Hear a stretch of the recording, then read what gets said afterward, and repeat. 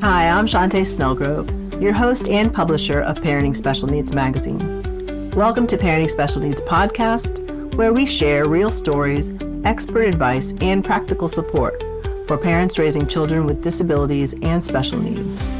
We believe in celebrating progress, navigating challenges, and connecting families with the tools and inspirations they need every step of the way.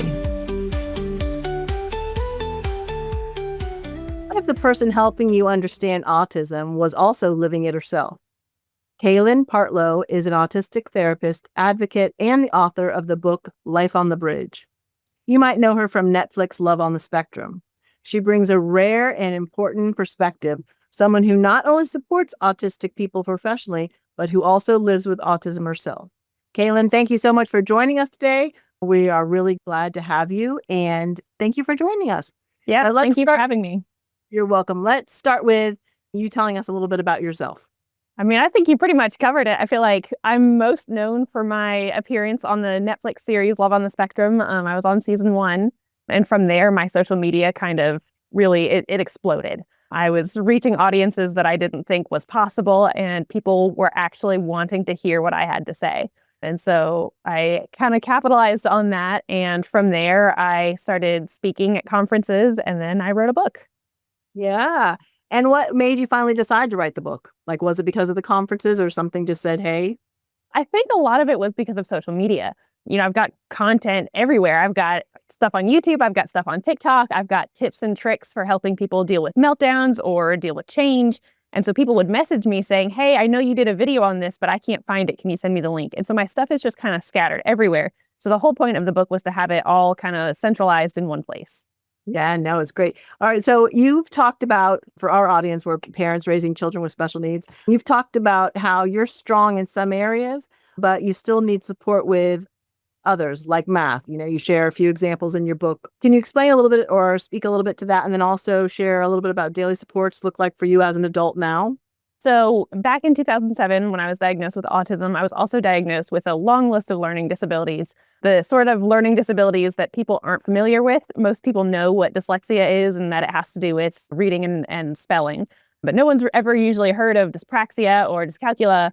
And those are the things that definitely interfere with my life. Kind of like you mentioned, math is a big struggle for me. I really struggle to hold two numbers together in my mind and then add them and then figure out the total. And so it can impede certain areas of adult life. So I'm definitely getting a lot of support in those areas. Yeah, and I'm just going to read a little bit from your book because I love how you kind of put it. I didn't read my first book independently until I was 14, but at age 27, you're writing one. So kind of like give parents hope, you know, I can't do math beyond third grade level, but I'm attending college and speaking to colleges and educating them about the differences. So I think that's so terrific for everyone to hear. You explain in your book how important it is to use clear communication. What is one tip you'd give parents or teachers to help their autistic child feel more understood? You talk a lot about communication. So I want to hear, like, you know, you give specific tips like use verbs. So, right. And you talk about some of the, like for those that haven't read the book, can you kind of speak at some of those things, like what parents can do right now to help with communication with their child? Because that is a big struggle for all of us. Sure. My entire chapter on communication largely centers around the individual supporting the person on the spectrum. So it's tips for their communication to be more clear. Those specificities and that precision in language can really help you get the response that you're looking for from an autistic person. At a child level, that looks like use verbs. So instead of, hey, we're going to walk in the hallway, I need you to walk with me. You know, that's an example of using verbs. Instead of just saying, hey, you need to act right in the hallway, you would say, you need to walk with me. And at an adult level, being specific can be really, really helpful in getting the right kind of response that you're looking for.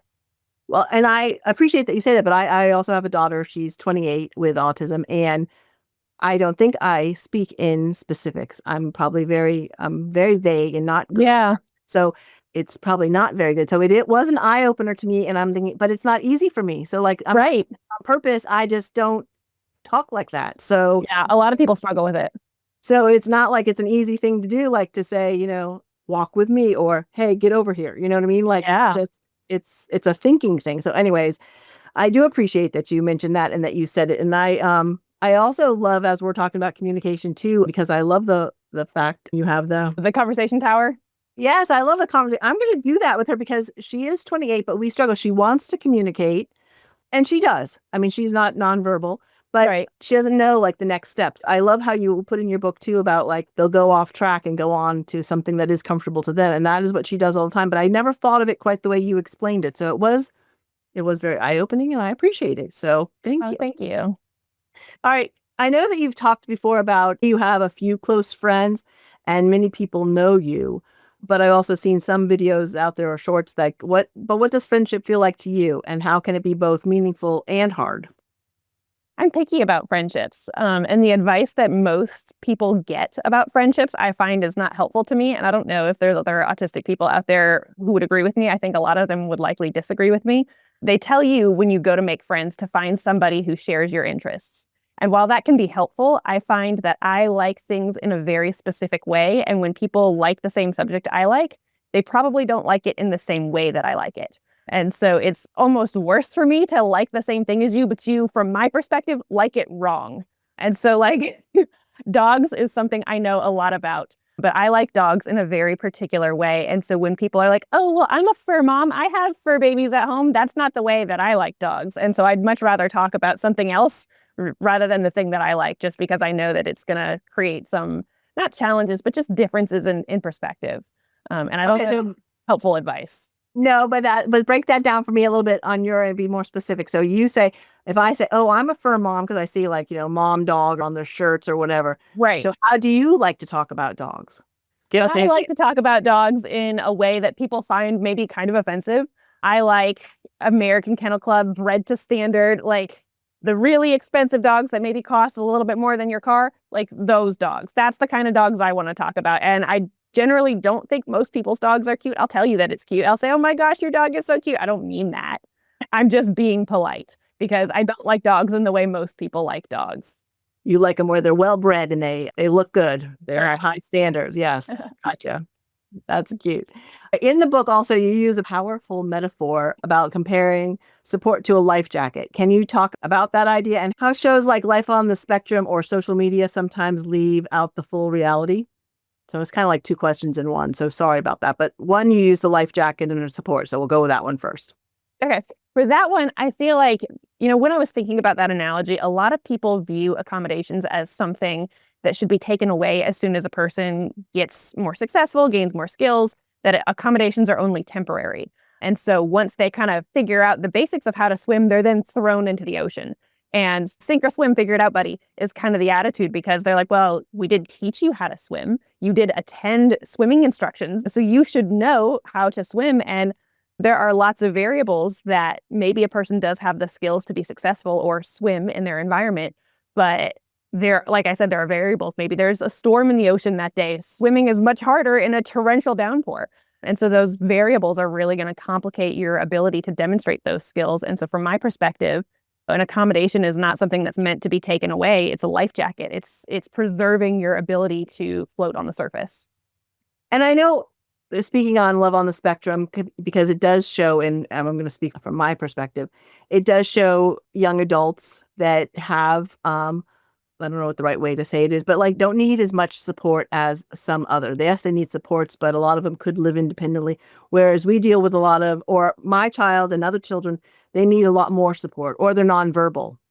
And I know that you teach a lot of the kids and work with those type of students as well. So can you kind of talk about that? Because I think you're absolutely right in the fact that the way it's being portrayed, yes, we worked really hard as a community to get it out there and have autism at least be known and aware, and that people have a life and they do things, not the same as everybody else. And we need to be aware of that.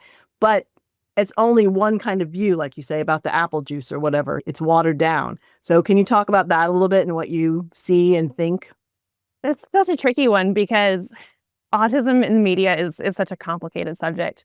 Right now, we have social media content creators who are, maybe autistic advocates like myself, and that's who the algorithm is picking. That's whose content is being pushed out to people because it's fun, it's comical, it's quirky, it's relatable. And then when we portray the struggles of those with more profound needs or who struggle to a higher degree with their disabilities, it's not as relatable. And I think maybe in onlookers, it inspires pity for some reason.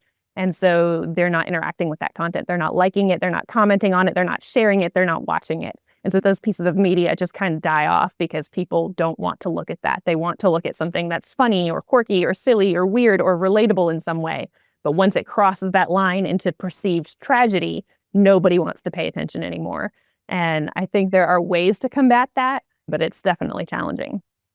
Yeah, no, I agree. Recently, there's a new show coming, or a new docuseries by Joey Travolta about lights, camera, friendship. And I happened to get to see a preview of the movie, and it's about young adults with autism becoming friends, so similar to Love on the Spectrum, but they're becoming friends and learning how to become friends and workshops and that kind of stuff. But as I was watching the movie, my heart was like thinking, this is like such a skewed view of autism, because my daughter has many friends that don't speak, but they still need to know how to be friends. Everybody wants to be friends. I mean, they want connection for the most part. So anyways, I agree with you that it does need to be addressed a little bit more and get out there. So if a parent just got their child's autism diagnosis and feels overwhelmed, what would you want them to know? I mean, besides, beyond the generic, it's going to be okay. Yeah, beyond that one. Beyond lots of autistic people grow up to live happy, healthy, and fulfilling lives. I would say that there are people out there who love your child, who will love your child, who will fight for your child, and who will accept your child. It's just a matter of finding them. And how do you get those supports? Like, how do you build a support team? Or do you have any recommendations for building a support team? It changes so much geographically that I couldn't give anybody an actionable, this is where you go, this is who you contact. Right. Reaching out to organizations, nonprofits, people have issues with Autism Speaks, but they do have a lot of resources. Organizations like that can kind of point you in the right direction of where to get some support in your area. So with your book, what do you hope your book will help change if people get it? And I don't know if I showed it. I have all my little sticky notes in here. And actually, there's a big question down here I was going to ask you, but I didn't even get to that one. So we'll let it go. But anyways, tell me about what you hope that the book does.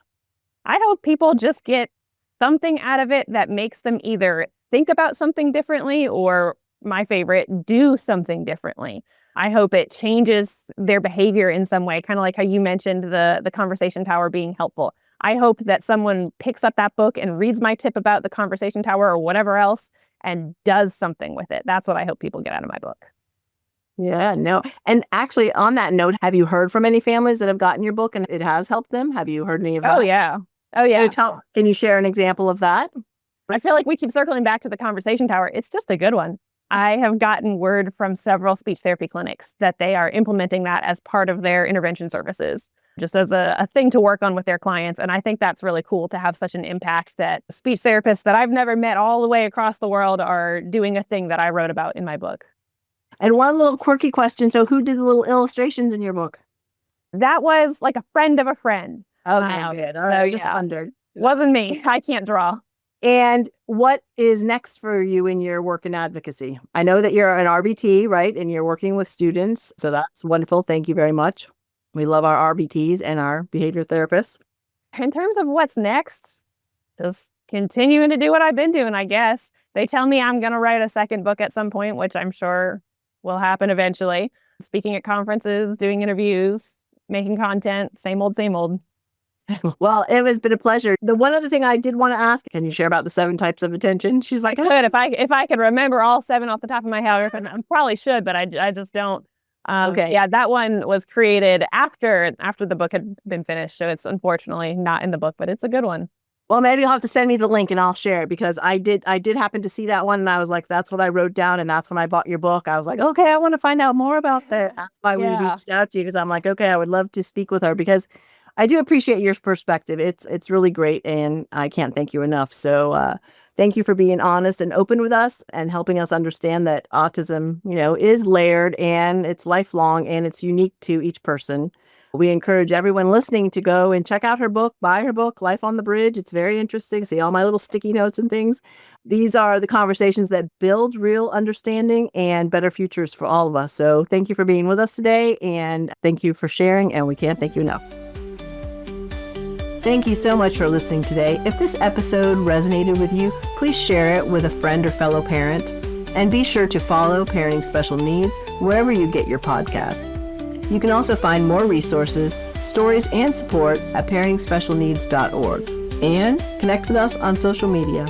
We're here to help you navigate, advocate, and celebrate every step of the way. Until next time, be kind to yourself and keep celebrating those small wins. Talk to you soon. Bye.